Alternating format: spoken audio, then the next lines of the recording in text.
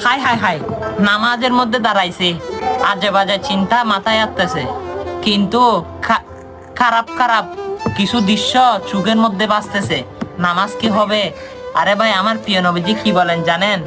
সেগুলো হচ্ছে শয়তানের ওয়াসওয়াসা, এবং শয়তান আমাকে নামাজে ডিস্টার্ব করবে। কিন্তু সে ডিস্টার্ব থেকে কিভাবে বাঁচবেন? আমার প্রিয় নবীজি বলে, কারো যদি মনে খারাপ চিন্তা ভাবনা আসে নামাজের মধ্যে, তারা শুধু একবার পড়বে আউযু বিল্লাহি মিনাশ শাইতানির রাজিম বলে বাম দিকে 3 বার তুতু নিক্ষেপ করবে। হ্যাঁ, অবশ্যই তুতুগুলো এমন ভাবে ফেলবেন যেন পাশের জনের গায়ে না পড়ে। আস্তে আস্তে তু তু করে আস্তে আস্তে করে ফেলবেন, বুঝছেন? আর এটা তো শুনেছেন, অনেক মানুষ কিন্তু এই হাদিস সম্পর্কে জানতে পারবে আপনার কারণে, আপনি যদি ভিডিওটা শেয়ার করে দেন। আল্লাহ সবাইকে কবুল করুক, আমিন।